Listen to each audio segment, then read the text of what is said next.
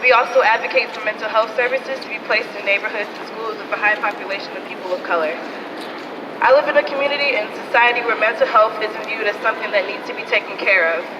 It is used as a joke, or certain mental health illnesses are used as somebody's punchline. I have seen friends and family literally deteriorate because people would rather have them labeled off as crazy than actually want to help them. It's incredibly important that communities populated with people of color get mental and behavioral health services, and not just our neighborhoods, but in our schools as well. I think a lot of people tend to forget that a lot of the trauma that our ancestors has gone through has now been placed into us, and that we live through their pain as well, because it was never dealt with and we still carry it within us. I know that many people, including myself, who deal with mental health illnesses do not have the money to see a therapist every single day. The main people who go through this issue are at school, and we're at school every single day with people that should be helping us.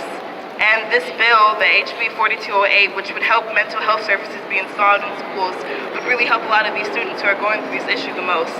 We don't feel safe with armed security guards in schools. That does not help us at all. Money going towards men with guns will not help us feel okay. Being in a school where there's only one authorized therapist in a school of 2,000 plus kids does not help us feel safe. The undeniable connection between the amount of violence that's happening currently in the city of Chicago and the lack of mental health resources is something that just can simply not go unnoticed. It's one of the biggest issues that Good Kids Mad City is trying to tackle.